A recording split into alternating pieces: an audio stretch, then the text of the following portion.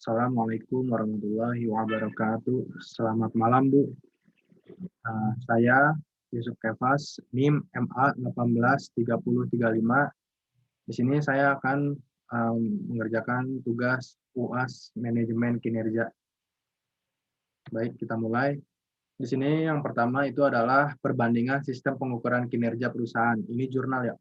Nah, kita bisa lihat di sini, jurnalnya itu abstraknya di sini adalah kinerja perusahaan. Di sini merupakan ukuran tingkat keberhasilan manajemen dalam mengelola sumber daya perusahaan guna untuk menciptakan nilai bagi pemegang saham atau stakeholder.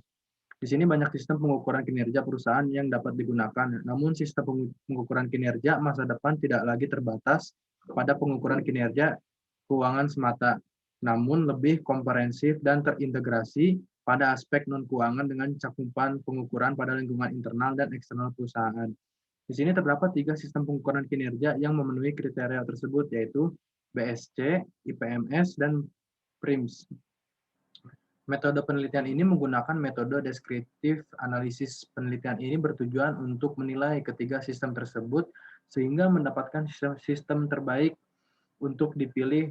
Ketiga sistem tersebut memiliki kelebihan dan kekurangan, sehingga pilihan terbaik adalah kecocokan sistem pengukuran kinerja dengan kondisi perusahaan dan kapabilitas pengambilan keputusan. Nah, di sini, bila ditinjau dari sisi keuangan, kinerja perusahaan adalah ukuran tingkat keberhasilan manajemen dalam mengelola sumber daya keuangan perusahaan, terutama pada pengelolaan investasi sebagai upaya untuk menciptakan nilai bagi pemegang saham. Ini menurut Elizabeth tahun 2000. Selain itu juga menurut Pariwiyati dan Pariwiyatan 1998, kinerja perusahaan tersebut merupakan hasil dari serangkaian proses bisnis dengan mengorbankan berbagai sumber daya. Sumber daya itu bisa sumber daya manusia maupun keuangan perusahaan. Di pasar modal, para investor menilai tingkat kinerja saham perusahaan menggunakan parameter laba, akuntansi, dan arus kas. Untuk keadaan pasar modal Indonesia, pertimbangan investasi masih banyak didasarkan pada informasi non-akuntansi.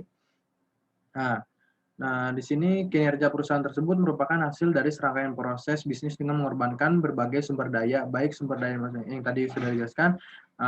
Terdapat juga di sini 3 model pengukuran kinerja yang paling umum digunakan oleh sebagian besar perusahaan, yaitu balance score, integrasi perform, measurement system IPMS, dan perform prism.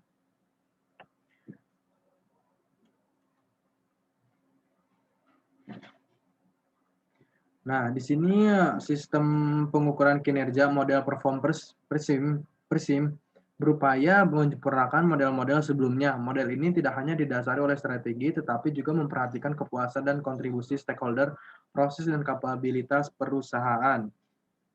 Nah, kenapa di sini memahami atribut apa yang menyebabkan stakeholder atau pemilik dan investor, pemasok, konsumen, tenaga kerja, regulator, dan masyarakat sekitar. Mereka puas dengan apa yang telah diberikan oleh perusahaan merupakan langkah penting dalam model perform prism. Untuk dapat mewujudkan kepuasan para stakeholder tersebut secara sempurna, maka pihak manajemen di sini perusahaan perlu juga mempertimbangkan strategi-strategi apa saja yang harus dilakukan, proses-proses apa saja yang diperlukan untuk dapat menjalankan strategi tersebut, serta kemampuannya apa saja yang harus dipersiapkan untuk melaksanakannya. Nah, di sini keberhasilan metode perform prism ini adalah meningkatkan kinerja perusahaan juga telah diketahui berdasarkan penelitian yang dilakukan oleh Nili dari Cranfield School of Management pada perusahaan logistik DHL dan Coca-Cola. Pendekatan integrasi perform measurement system IPMS merupakan salah satu metode pengukuran kinerja perusahaan yang memperhatikan kebutuhan-kebutuhan dari setiap pihak-pihak yang berkepentingan atau kita bisa sebut stakeholder, dan tetap memonitor posisi perusahaan tersebut terhadap pesaingnya atau eksternal monitor. Nah, di sini juga IPMS sendiri dapat diterapkan pada perusahaan yang berorientasi untuk mendapatkan keuntungan secara optimal atau profit orient maupun pada organisasi non-profit. Nah, permasalahan yang terjadi adalah keterbatasan pengetahuan pengambilan keputusan dalam memilih perangkat atau metode pengukuran kinerja perusahaan yang sesuai dengan kebutuhan bisnis perusahaan. Dengan permasalahan ini, para pengambil keputusan perusahaan terkadang tidak merasa puas atau Metodenya pengukuran kinerja karena tidak mampu menyelesaikan masalah pengukuran kinerja perusahaan. Jadi intinya sehingga kinerja direksi dalam mengelola perusahaan hanya terbatas diukur pada kinerja keuangan semata, walaupun mereka memiliki kinerja lainnya sebagai pemicu meningkatnya kinerja keuangan. Pertanyaan yang muncul adalah, di sini bagaimana kriteria memilih model pengukuran kinerja perusahaan yang paling sesuai dengan kebutuhan perusahaan? Nah, pertanyaan ini muncul karena masing-masing model pengukuran kinerja memiliki kelebihan dan kelemahan. Namun, demikian perlunya menetapkan kriteria dalam menentukan model pengukuran kinerja yang sesuai dalam peruntukan perusahaan. Nah, menurut Kaplan dan Norton, pada tahun 1996 dan Neely et al. 2000, tahun 2000 mengungkapkan bahwa kriteria dalam memilih model pengukuran kinerja perusahaan saat ini tidak lagi terbatas pada aspek finansial saja. Hal ini kenapa? Karena pengukuran kinerja perusahaan yang hanya memandang aspek keuangan belum representatif menggambarkan kinerja perusahaan secara keseluruhan. Jadi tidak bisa dilihat dari faktor segi keuangan saja. Nah, di sini adanya perubahan lingkungan bisnis yang dinamis dan kondisi persaingan yang semakin kuat. Maka perlunya sistem pengukuran kinerja perusahaan yang lebih terintegrasi antara aspek keuangan dan non-keuangan. Artinya, untuk menentukan model pengukuran kinerja perusahaan haruslah memiliki kriteria yang komprehensif dan terintegrasi antara aspek keuangan dan non-keuangan. Tersebut harus mempertimbangkan aspek internal dan aspek eksternal. Nah, dari ketiga peneliti yang tadi saya sudah sebutkan tersebut mereferensikan tiga model sistem pengukuran kinerja terintegrasi yang populer dan digunakan secara luas di dunia industri, yaitu Balance Score dari Harvard Business School, Integrasi Performance System IPMS, dan dari Center for Strategic Manufacturing Manufaktur University of Seattle dan Perform Prism dari kolaborasi antara Accenture dengan Cranfield School of Management. Nah, penelitian ini bertujuan untuk memperbandingkan dari tiga model pengukuran kinerja tersebut berdasarkan kriteria komprehensif dan terintegrasinya antara aspek finansial dan non-finansial pada aspek lingkungan internal dan eksternal perusahaan, sehingga bagi pengambil keputusan akan dapat menentukan sebuah sistem pengukuran kinerja yang sesuai dengan peruntukan perusahaan. Jadi dari ketiga model ini kita membandingkan, nah si perusahaan ini lebih cocoknya ke metode mana yang akan dia pakai. Intinya sih buat lebih ke perusahaannya sih, keuntungan perusahaannya juga. Jadi sesuai dengan kebutuhan dan keinginannya perusahaan menggunakan sistem apa itu pengukuran kinerjanya. Nah, di sini kita bisa lihat dari jurnal di sini adalah kajian pustaka kinerja perusahaan. Di sini adalah kinerja perusahaan adalah ukuran tingkat keberhasilan manajemen dalam mengelola sumber daya keuangan perusahaan, terutama pada pengelolaan investasi sebagai upaya untuk menciptakan nilai bagi pemegang saham. Artinya, kinerja perusahaan merupakan indikator tingkat prestasi yang dapat dicapai dan mencerminkan keberhasilan manajer atau pengusaha. Itu menurut Elizabeth. Nah, sedangkan menurut Gibson, di sini adalah kinerja merupakan hasil yang dicapai dari perilaku anggota organisasi. Jadi kinerja organisasi merupakan hasil yang diinginkan organisasi dari perilaku orang-orang yang di dalamnya. Jadi hasil yang si organisasi itu mengharapkan hasil kinerjanya dari organisasi orang-orang yang ada di dalamnya, seperti kayak staf, karyawan, atau yang lainnya gitu, yang mencakup yang ada di dalam organisasi tersebut. Nah, pengertian kinerja seperti yang disampaikan oleh Kuncoro pada tahun 2007, ini adalah hasil kerja yang dipengaruhi oleh struktur dan perilaku industri, di mana hasil biasa diidentikan dengan besarnya pengusaha pasar atau besarnya keuntungan suatu perusahaan di dalam suatu industri. Nah, namun agar lebih terinci, kinerja dapat pula tercermin melalui efisiensi pertumbuhan termasuk perluasan pasar, kesempatan kerja, persepsi profesional, kesejahteraan personalia, dan kebanggaan kelompok. Pada praktiknya, ukuran kinerja dapat bermacam-macam tergantung pada jenis industri. Pertama, ukuran kinerja berdasarkan sudut pandang dari manajemen, pemilik, atau pemberi pinjaman. Karena pemilik itu bisa CEO atau pemberi pinjaman itu investor. Nah, sehingga ukuran yang digunakan dapat berupa kinerja operasional seperti profit margin. Kedua, kinerja dalam suatu industri dapat diamati dengan nilai tambah, misalnya produktivitas dan efisiensinya.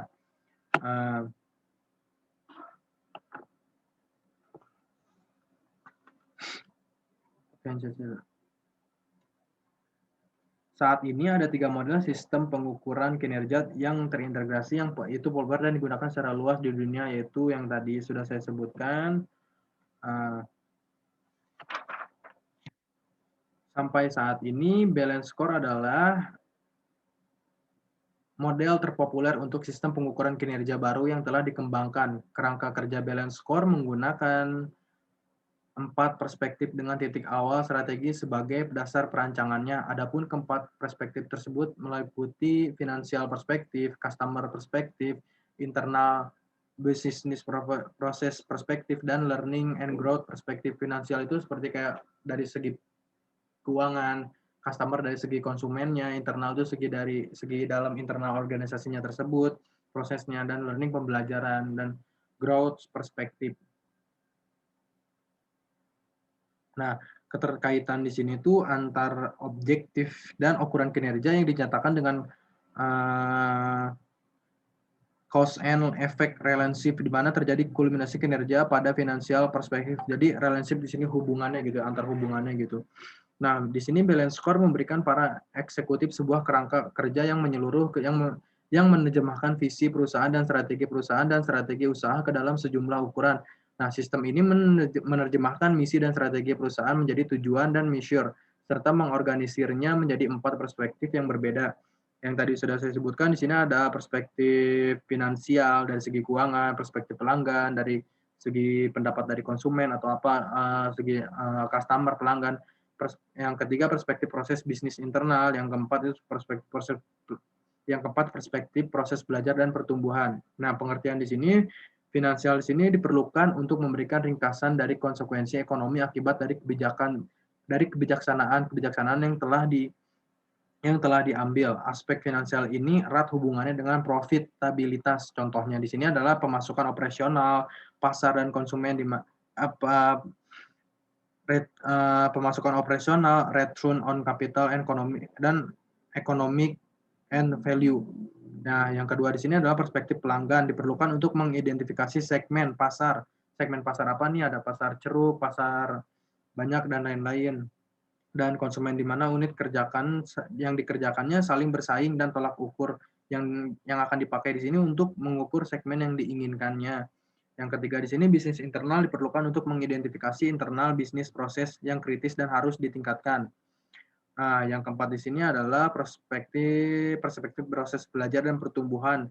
Ini diperlukan untuk mengidentifikasi infrastruktur dari organisasi yang harus dibangun untuk menghasilkan pertumbuhan dan perbaikan jangka panjang. Jadi di sini adalah proses belajar dan pertumbuhan untuk memperbaiki yang ada pada saat ini, dan untuk pertumbuhan yang akan jangka panjang itu yang akan masa yang akan datang. Sedangkan di sini adalah metode atau sistem perform PRISM. PRISM di sini adalah sistem pengukuran kinerja model perform PRISM, penyempurnaan model-model sebelumnya di antara balance score. Model ini tidak hanya didasari oleh strategi, tetapi juga memperhatikan kepuasan dan kontribusi stakeholder, proses, dan kapabilitas perusahaan.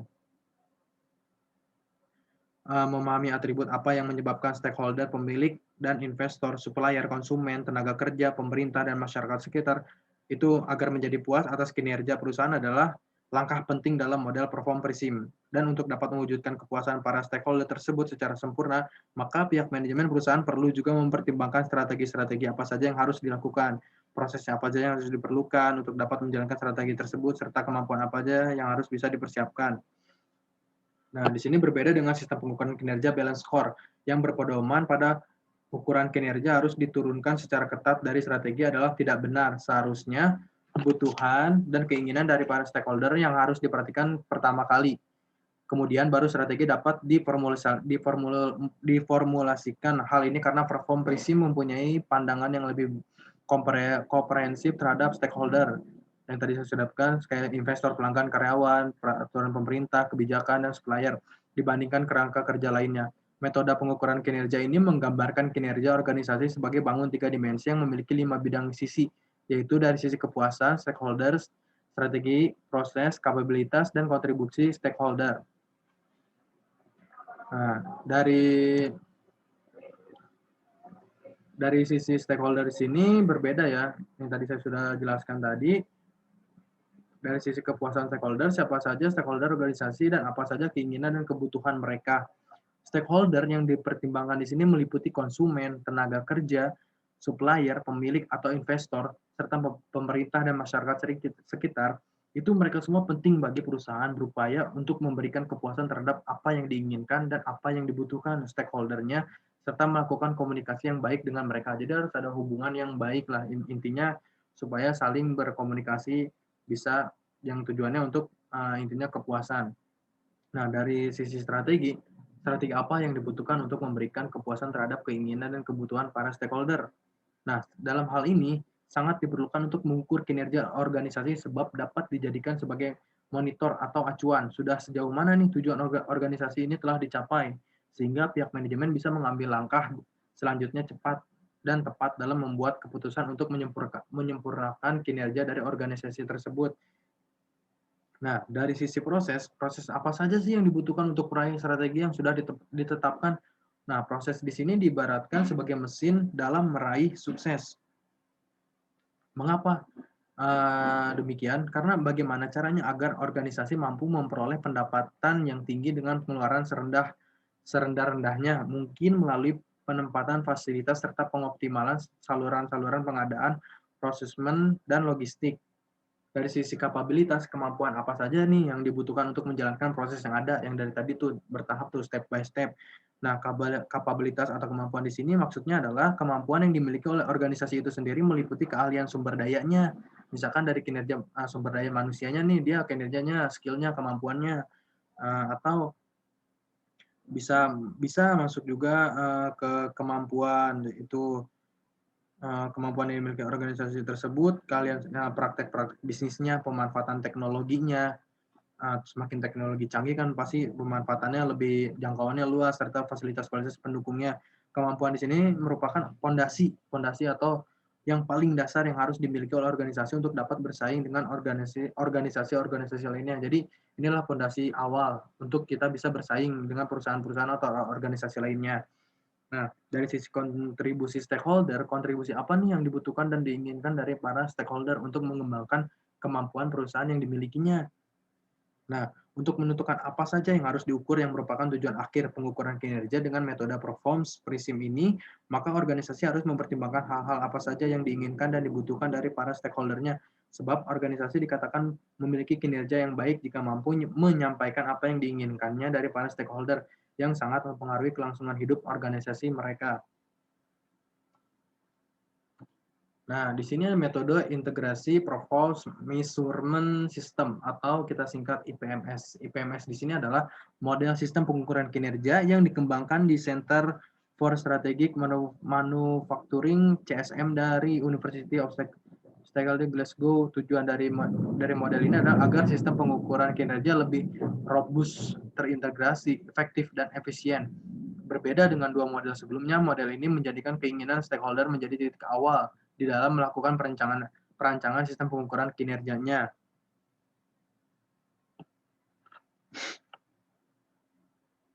Nah, model IPMS ini membagi level bisnis suatu organisasi menjadi 4 level, yaitu bisnis koperasi atau bisnis induk, bisnis unit bisnis, bisnis proses bisnis, dan aktivitas bisnis.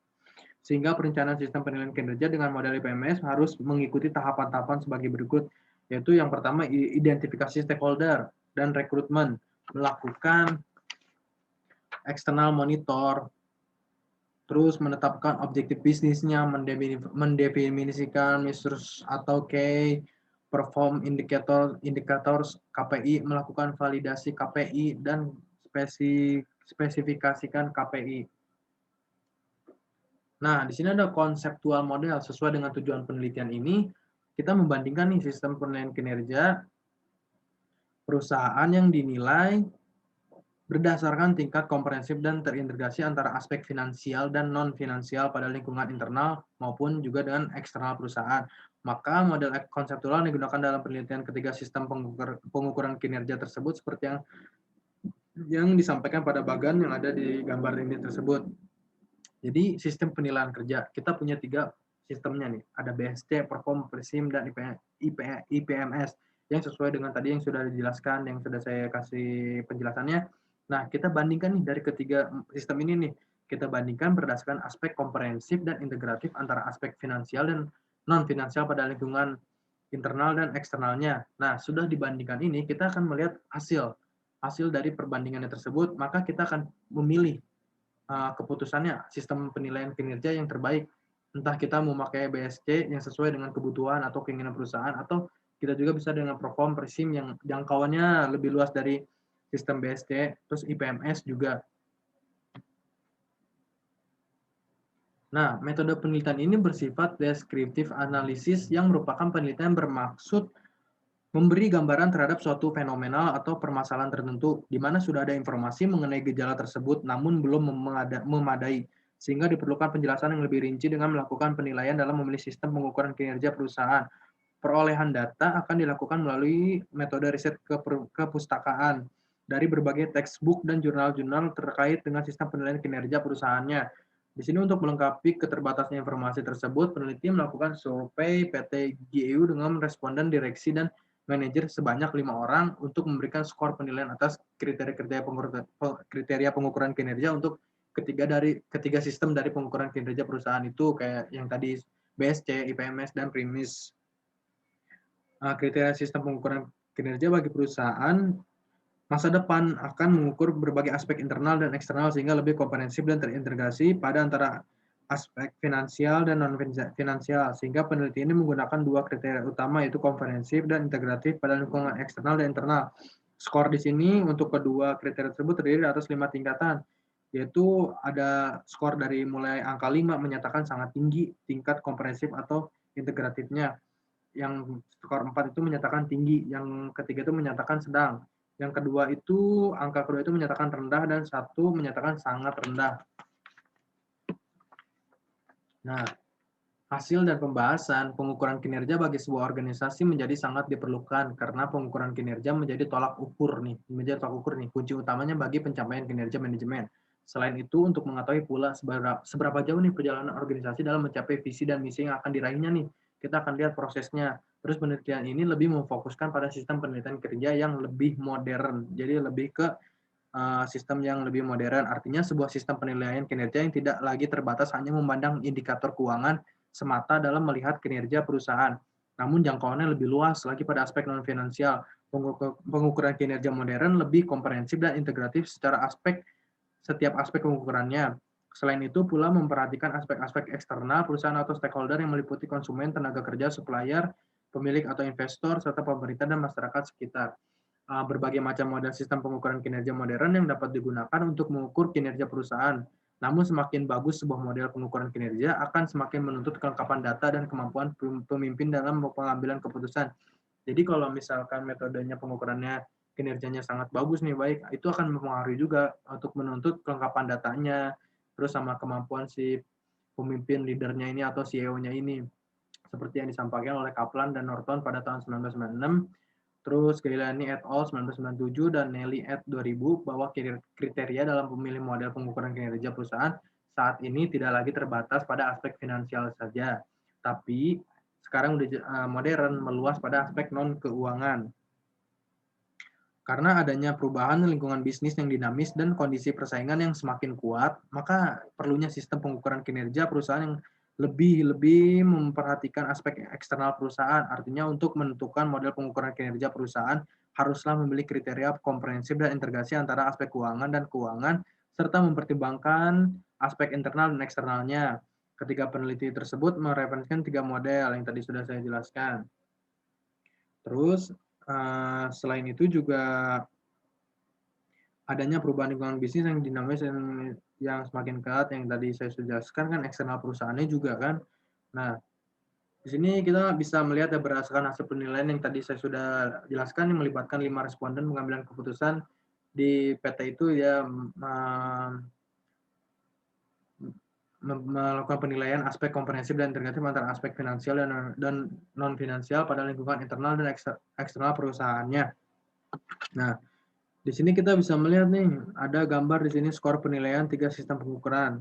Bahwa di sini BSC kurang komprehensif pada pengukuran kinerja lingkungan eksternal karena hanya mengukur aspek pelanggan, namun integratif pada keempat perspektif pengukurannya, lebih komprehensif dibandingkan BSC. Namun pengukuran internal belum difokuskan pada aspek kinerja keuangan, belum integratif ke aspek keuangan, karena keuangan merupakan aliran darah bagi perusahaan, lebih komprehensif dan sangat sesuai bagi perusahaan yang mencapai jenjang bisnis, belum integratif pada pengukuran kinerja keuangan. Nah, ini keterangan yang tadi ini sesuai dengan BSC, PRISM, IPMS. Nah, BSC memiliki keunggulan dalam penilaian karena yang tadi sudah disebutkan, walaupun BSC memiliki kelemahan. Walaupun BSC memiliki kelemahan ini, sedangkan performa ini memiliki kelebihan karena keduanya ini lebih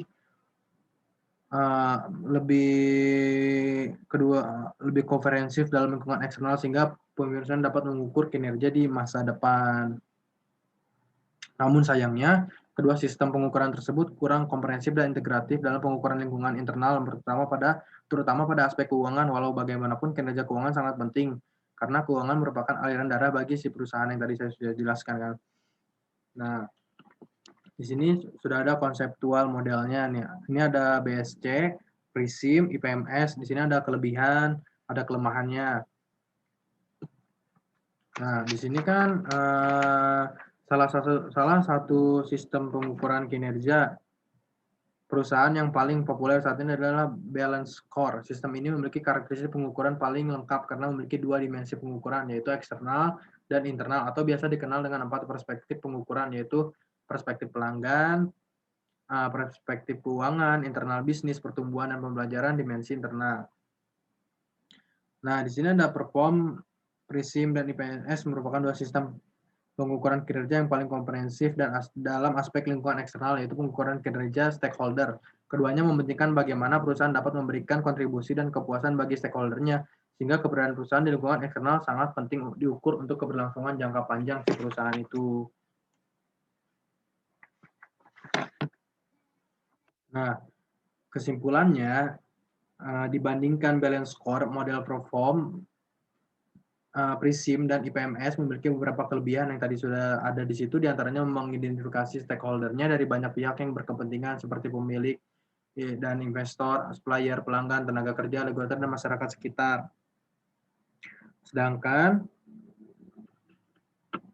balance score ini mengidentifikasi stakeholder hanya dari sisi shareholder dan customer saja, sedangkan bila dibandingkan dengan IPMS, perform PRISM memiliki kelebihan yaitu Key Perform Indicator KPI yang diidentifikasi terdiri dari KPI strategi, KPI proses, dan KPI kapabilitas. Sebaliknya, IPMS mengidentifikasi beberapa KPI tanpa memandang mana yang merupakan strategi proses dan kapabilitas si perusahaan. Nah, intinya ketiga sistem pengukuran kinerja memiliki kelebihan dan kekurangannya masing-masing. Namun demikian, keputusan memilih sebuah sistem pengukuran kinerja sangat ditentukan oleh para eksekutif perusahaan. Para eksekutif perusahaan, jadi para petinggi-tinggi perusahaannya itu yang dapat menentukan mau sistem mana yang bakal dipakai buat perusahaan ini.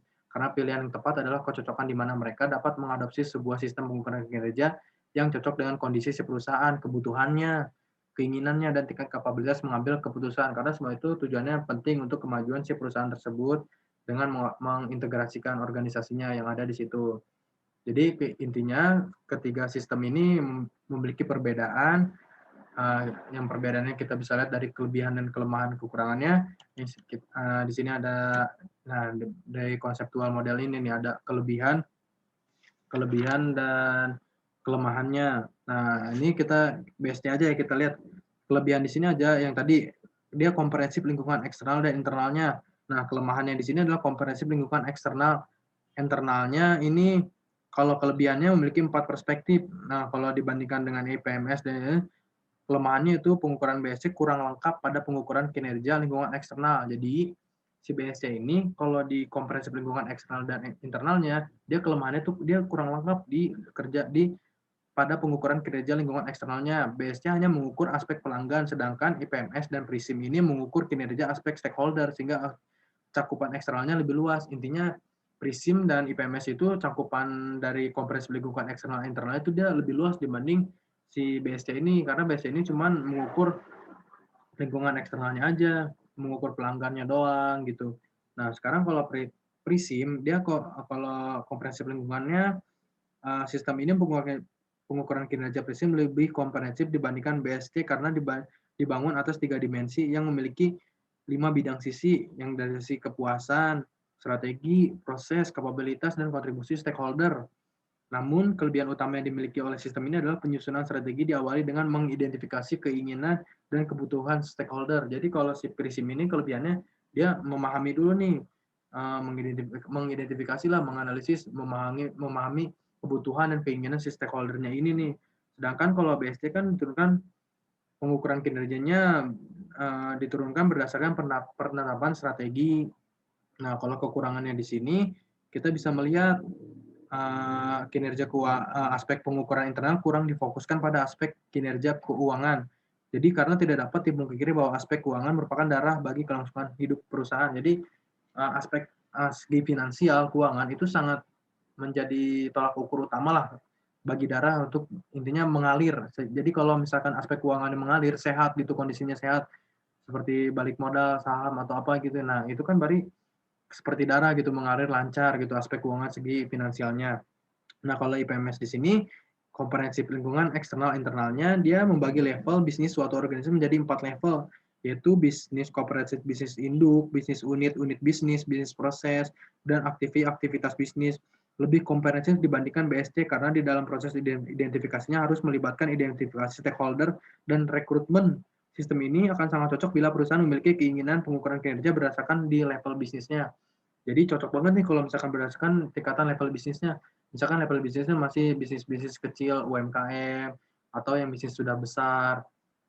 Nah, dia kekurangan ini adalah komprehensif lingkungan pada eksternal internalnya kurang tajam pada pengukuran kinerja keuangan. Jadi pada pengukuran keuangan dari si metode IPMS ini kurang tajam lah, ibarat tidak terlalu menfokuskan karena uang merupakan aliran darahnya perusahaan, sehingga bila tidak terukurnya kinerja keuangan akan berdampak lemahnya pengendalian keuangan perusahaan untuk cash flow dan investasi masa depan yang akan datang. Jadi ini juga penting sih kalau menurut saya kelemahan dari IPMS ini, karena kalau dari segi finansialnya kurang tajam itu akan sangat mempengaruhi investasinya di masa depan yang akan datang, karena investor akan melihat dari segi keuangan finansialnya, kondisi keuangannya sehat apa enggak, baru dia akan menentukan mau memberikan pinjaman atau menginvestasi dana yang itu kepada si perusahaan. Makanya perusahaan tersebut intinya harus benar-benar dilihat lebih cocok ke sistem pengukuran kinerja yang mana sesuai dengan kebutuhan, kondisi, dan keinginannya juga si perusahaan. Intinya gitu sih. Sekian dari saya. Thank you for attention. Kurang lebihnya mohon penjelasan dari saya. Intinya saya menjelaskan yang spesifik ya, simpelnya yang sesuai dengan menurut saya. Yang sudah saya baca, jurnalnya sudah saya buat ke PPT, sudah saya simpulkan. Intinya saya sudah memahami menurut sudut pandang saya. Ini saya menyampaikan presentasi dengan sudut pandang saya. Intinya saya mengertilah, memahami tentang 3 sistem kinerja tersebut. Mohon maaf jika tidak lengkap atau tidak apa, tapi intinya saya memahami karena saya juga ini menurut sudut pandang saya menjelaskan, intinya saya tahu kelebihan dan kekurangan yang perbedaan dari sistem kinerja perusahaan ini. Intinya ini adalah penting, sangat penting untuk suatu organisasi memilih atau suatu perusahaan untuk memilih sistem kinerja perusahaannya ini, karena ini menjadi acuan utama tolak ukurnya untuk menjadi pondasi ke depannya si perusahaan tersebut. Ini saya memahami tujuannya itu. Oke, Bu, terima kasih banyak atas perhatiannya. Kurang lebihnya saya Yusuf Kefas, MA 1830. Mohon maaf, selamat malam. Assalamualaikum warahmatullahi wabarakatuh. Terima kasih, Bu. Terima kasih banyak.